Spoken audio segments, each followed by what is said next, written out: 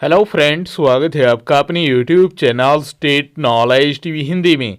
जी हाँ, हरियाणा सरकार की तरफ से आज गणतंत्र दिवस के अवसर पर 26 जनवरी को 5 बड़ी अपडेट आई है। आप सभी के लिए 5 बड़ी घोषणाएं की गई है। जान लेते हैं आज सुबह सुबह 7:30 बजे। आगे भी आप हरियाणा सरकार की हर घोषणा, फैसले, नियम, निर्देश, आदेश, योजना और निर्णय की जानकारी रोजाना जानना चाहते हैं या हरियाणा के हर डिपार्टमेंट, विभाग, board, corporation, school, college, university, हर विभाग की हर खबर सबसे पहले जानने के लिए, नई और लेटेस्ट अपडेट के लिए स्टेट नॉलेज टीवी हिंदी को सब्सक्राइब जरूर कर लीजिएगा। सबसे पहले सभी हरियाणा वासियों को, देशवासियों को आज 26 जनवरी 2024 गणतंत्र दिवस के अवसर पर हरियाणा वासियों को और देशवासियों को शुभकामनाएं, हार्दिक बधाइयां। जी हाँ, सबसे पहली और बड़ी अपडेट आई है आज गणतंत्र दिवस के इस अवसर पर हरियाणा सरकार की तरफ से आप सभी के लिए पहला तोहफा दिया गया है। हरियाणा के मुख्यमंत्री मनोहर लाल खट्टर ने पुलिस भर्ती के लिए उम्मीदवारों को उम्र में 3 साल की छूट दे दी है। मंत्रिमंडल ने गृह विभाग के अतिरिक्त प्रस्ताव को मंजूरी दी है। केवल 2024 में विज्ञापित पदों के लिए मिलेगी छूट। पुलिस सिपाही और सब इंस्पेक्टर पदों की भर्ती पर कोरोना काल के कारण दी गई छूट। बता दें कि इसको लेकर बड़ी अपडेट आई है आप सभी के लिए। बच्चों के लिए वर्ष 2024 में होने वाली भर्तियों के लिए मिली है छूट। हरियाणा पुलिस में पुरुष सिपाही के 5000 और महिला सिपाही के 1000 पदों पर भर्ती होनी है। ग्रुप सी के लिए सीईटी हो चुका है, इसलिए इस भर्ती में केवल ग्रुप सी सीईटी पास उम्मीदवार ही आवेदन के योग्य हैं। अभी तक ग्रुप सी का एक ही सीईटी हुआ है। पुलिस भर्ती नियमों में संशोधन भी सीईटी के कारण किया जा रहा है, जिसे मंत्रिमंडल ने अलग से मंजूरी दे दी है और संशोधित नियम अधिसूचित करने से पहले एलआर के पास भेजे गए हैं। एलआर से क्लियर होते ही इन रूल्स की अधिसूचित कर दिया जाएगा। तो आप सभी बच्चों के लिए, उम्मीदवारों के लिए, कैंडिडेट के लिए अच्छी अपडेट आई है। अब हरियाणा पुलिस में जो 3 साल की छूट है वो मिलने वाली है।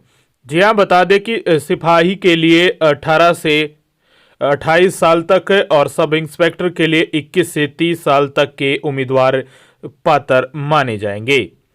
हरियाणा गृह विभाग के 8 मई 2017 को अधिसूचित पुलिस सर्विस रूल के रूल नंबर 5 में उम्र का प्रावधान है। इसमें लिखा गया है कि सब इंस्पेक्टर पद पर सीधी भर्ती के लिए 21 से 27 वर्ष की उम्र और सिपाही पद पर सीधी भर्ती के लिए 18 से 25 वर्ष तक की उम्र के व्यक्ति ही नियुक्त हो सकेंगे। तो अब 3 साल की छूट के बाद 3 साल और बढ़ा लीजिए। यदि आपकी एज निकल गई थी, आप 26 या 27 साल के थे, तो आपकी 3 साल और जोड़कर अब 3 साल की छूट के साथ आपको लाभ होने वाला है। अब तो ये पहली और बड़ी अपडेट आई थी आप सभी के लिए। इसके साथ ग्रुप डी के उम्मीदवारों को विकल्प भरने का मौका अगले सप्ताह संभव है। ये जानकारी आई है एचएसएससी के चेयरमैन भोपाल सिंह खत्री की तरफ से। जी हाँ, ग्रुप डी के उम्मीदवारों को विकल्प भरने का मौका इस सप्ताह मिलना था, लेकिन ये बड़ी अपडेट है भोपाल सिंह खत्री की तरफ से। उन्होंने कहा कि 56,000 उम्मीदवारों की डॉक्यूमेंट वेरिफिकेशन चल रही है, इसलिए उसमें समय लग रहा है।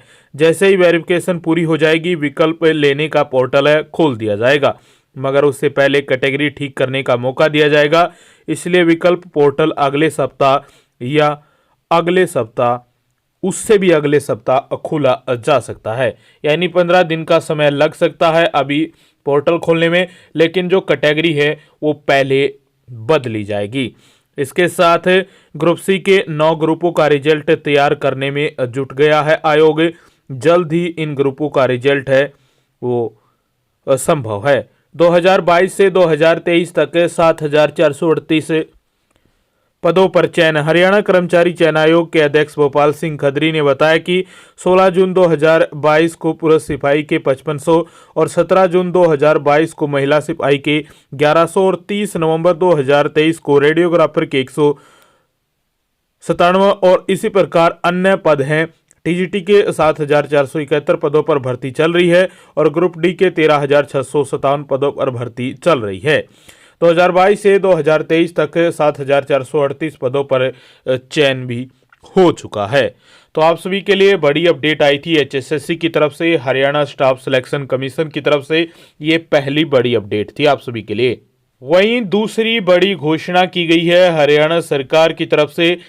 हरियाणा सरकार ने आज गणतंत्र दिवस के अवसर पर कैदियों को 2 महीने की जो छुट्टी है, विशेष छूट है, वो देने का ऐलान किया है। हरियाणा सरकार ने गणतंत्र दिवस के अवसर पर राज्य में आपराधिक अधिकार क्षेत्र के न्यायालयों द्वारा सुनाई गई सजा भुगत रहे कैदियों को विशेष छूट दी गई है।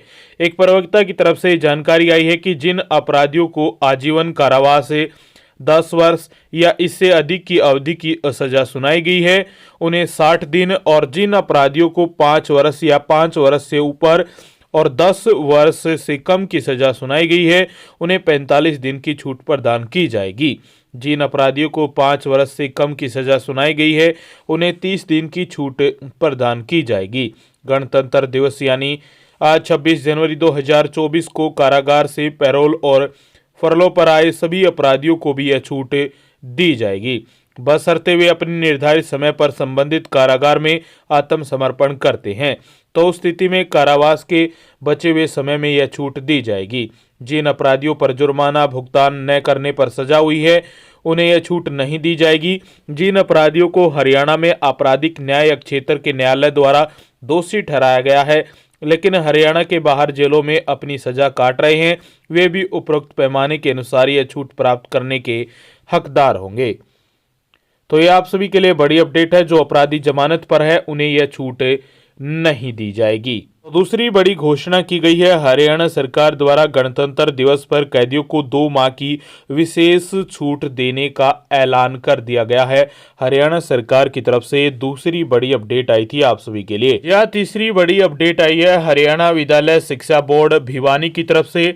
हरियाणा विद्यालय शिक्षा बोर्ड भिवानी की सेकेंडरी और सीनियर सेकेंडरी 10वीं और 12वीं की शैक्षणिक वार्षिक परीक्षा फरवरी मार्च के सभी राजकीय एवं अराजकीय स्थायी मान्यता प्राप्त विद्यालयों और गुरुकुल विद्यापीठों के परीक्षार्थियों की फाइनल कट लिस्ट है वो लाइव कर दी गई है। जी हाँ, प्रवक्ता ने बताया कि बोर्ड द्वारा संचालित करवाई जाने वाली वार्षिक परीक्षा फरवरी मार्च के लिए विद्यालयों के परीक्षार्थियों की फाइनल कट ऑफ लिस्ट जो है वो विद्यालयों की लॉगिन आईडी पर 24 जनवरी से अपलोड कर दी गई है।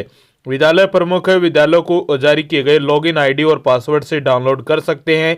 सभी राजकीय एवं अराजकीय स्थायी मान्यता प्राप्त विद्यालयों और गुरुकुल विद्यापीठों के परीक्षार्थियों की कट लिस्ट में दर्ज विवरणों जैसे कि नाम, पिता का नाम, माता का नाम, फोटो, हस्ताक्षर, लिंग, जन्म तिथि, आधार नंबर, विषय, जाति में कोई अशुद्धि है तो वे 7 फरवरी तक ऑनलाइन और ऑफलाइन दोनों माध्यम से 300 रुपये प्रति शुद्धि शुल्क सहित विवरणों में शुद्धि करवा सकते हैं। इस संबंध में सभी विद्यालय को बोर्ड कार्यालय की तरफ से ईमेल से सूचित किया जाएगा, जिसके बाद विद्यालय बोर्ड की वेबसाइट पर दिए गए लिंक पर लॉगिन आईडी और पासवर्ड डालकर कट लिस्ट डाउनलोड कर सकते हैं, ऑनलाइन शुद्धि कर सकते हैं। ऑफलाइन मोड से विवरणों में शुद्धि करवाने के लिए विद्यालय प्रमुख प्रतिनिधि मूल साक्ष्यों सहित 7 फरवरी तक के कार्य दिवसों में बोर्ड कार्यालय में व्यक्तिगत तौर पर उपस्थित होकर नियमानुसार जो करेक्शन है, शुद्धि है, वो करवा सकते हैं। निर्धारित तिथि के बाद प्रतिवेदन पर कोई विचार नहीं किया जाएगा और किसी भी त्रुटि के लिए विद्यालय स्वयं जिम्मेवार होगा। तो आप सभी के लिए तीसरी बड़ी अपडेट आई है। जो भी आपने फॉर्म अप्लाई की थी उसकी कट लिस्ट जारी कर दी गई है। तो अब जो भी टीचर्स वगैरह हैं वो चेक कर लीजिए। यदि किसी के बच्चे के नाम, पता, एड्रेस किसी भी प्रकार की कोई भी गलती है तो 300 रुपये का जो शुल्क देकर आप उसको ठीक कर सकते हैं, ऑनलाइन भी और ऑफलाइन भी। तो तीसरी बड़ी अपडेट थी आप सभी के लिए। जी हाँ, चौथी बड़ी अपडेट आई है सोनीपत के उपायुक्त डॉक्टर मनोज कुमार की तरफ से। उन्होंने बताया कि हरियाणा सरकार द्वारा हरियाणा अनुसूचित जाति वित्त एवं विकास निगम की ओर से अनुसूचित जाति के व्यक्तियों को जो गरीबी रेखा से नीचे जीवन यापन कर रहे हैं, बीपीएल परिवारों को अपना स्वयं रोजगार स्थापित करने हेतु बैंकों के माध्यम से ऋण उपलब्ध करवाया जा रहा है। उपायुक्त ने बताया कि योजना का लाभ उन पात्र परिवारों को मिलेगा जिनकी पारिवारिक वार्षिक आय ग्रामीण और शहरी क्षेत्रों में 1,80,000 रुपये या उससे कम होगी। परिवार पहचान पत्र के अनुसार यानी फैमिली आईडी के अनुसार अधिक नहीं होनी चाहिए। तो बैंकों के माध्यम से 1,50,000 रुपये तक का ऋण पशुपालन, किराना की दुकान, मनिहारी की दुकान, ब्यूटी पार्लर, ई रिक्शा, सुअर पालन या अन्य कोई लाभप्रद योजना इत्यादि के लिए उपलब्ध करवाया जा रहा है। उपायुक्त ने बताया कि निगम द्वारा कुल लागत का 50% अधिकतम 10,000 रुपये तक का अनुदान और 10% मार्जिन मनी 4% वार्षिक ब्याज दर पर उपलब्ध करवाया जाता है। बकाया ऋण बैंकों द्वारा दिया जाता है। स्वरोजगार योजना का लाभ लेने के लिए इच्छुक आवेदक ऋण आवेदन करने के लिए निगम की वेबसाइट CSC सरल केंद्र या हरियाणा अनुसूचित जाति वित्त एवं विकास निगम जो सोनीपत के कार्यालय में अपना आवेदन भरवा सकते हैं। अलग अलग जिले हैं उनमें जो भी कार्यालय है, जो वित्त एवं विकास निगम का जो कार्यालय है वहां पर जाकर अपना फॉर्म है आवेदन कर सकते हैं, भरवा सकते हैं। आवेदक द्वारा निगम की वेबसाइट CSC सरल केंद्र पर आवेदन भरने उपरांत जिला कार्यालय में ऋण आवेदन फॉर्म भी जमा करवाना होगा।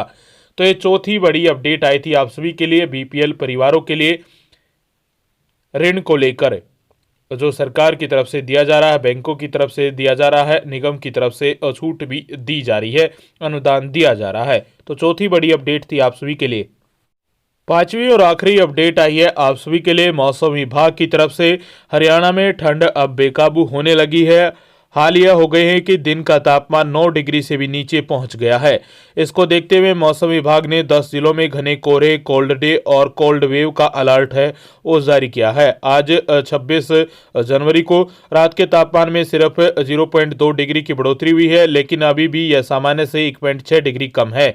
दिन के तापमान में 0.1 डिग्री की कमी आई है, यह सामान्य से 6.8 डिग्री नीचे बना हुआ है। मौसम विभाग की ओर से आज 26 जनवरी से लेकर 28 जनवरी तक ठंड का ऑरेंज अलर्ट है वो जारी किया गया है। 30 जनवरी तक मौसम शुष्क रहने की संभावना है। इस दौरान शीत हवाएं चलने वाली हैं। प्रदेश के अंबाला, कुरुक्षेत्र, कैथल, करनाल, यमुनानगर, सोनीपत, पानीपत, सिरसा, फतेहाबाद, हिसार, जींद जिले शामिल हैं जिनमें ज्यादा असर देखने को मिलेगा। ऑरेंज अलर्ट जारी किया गया है। इस बीच रात को प्रदेश के अधिकतर इलाकों में घना कोहरा देखने को मिल सकता है, आज सुबह भी और रात को भी। इसके साथ मौसम विभाग की तरफ से ये भी अपडेट आई है, पूर्वानुमान जारी किया गया है बारिश को लेकर कि हरियाणा में कब ज़्यादा संभावना है बारिश होने की। हरियाणा के मौसम विशेषज्ञों का कहना है कि सूबे में 27 दिनों से 28 दिनों से जो ठंड है उसका असर चल रहा है। लगातार तापमान में गिरावट देखने को मिल रही है। आगे कैसे रहेगा मौसम, इस पर उनका कहना है कि आज 26 और 27 और 30 और 31 जनवरी को जो बादलवाही है वो रहने वाली है और साथ में धुंध भी देखने को मिलेगी। और 1 फरवरी को मौसम विभाग के अनुसार हल्की से मध्यम बारिश हो सकती है हरियाणा के कुछ हिस्सों में। तो आज 26 जनवरी को जो गणतंत्र दिवस पर बारिश होने की जो संभावना है वो मौसम विभाग की तरफ से 4% से लेकर 8% के बीच बनी रहेगी। हवाओं की गति भी 5 किलोमीटर प्रति घंटे की रफ्तार से 9 किलोमीटर प्रति घंटे की रफ्तार के बीच हवाएं चलेंगी। और ठंडे दिन को लेकर भी अलर्ट जारी किया गया है और साथ में धुंध, कोहरा और बादलवाही भी देखने को मिलेगी आज 26 जनवरी को। तो ये 5 बड़ी अपडेट थी आप सभी के लिए। आगे भी आप हरियाणा सरकार की हर घोषणा, फैसले, नियम, निर्देश, आदेश, योजना, सूचना, निर्णय की जानकारी रोजाना जानना चाहते हैं या हरियाणा के हर विभाग की हर खबर, लेटेस्ट अपडेट सबसे पहले जानना चाहते हैं या मौसम विभाग संबंधी स्कूल, कॉलेज या हरियाणा के हर डिपार्टमेंट, विभाग, बोर्ड, कॉरपोरेशन की हर खबर के लिए स्टेट नॉलेज टीवी हिंदी को सब्सक्राइब जरूर कर लीजिएगा।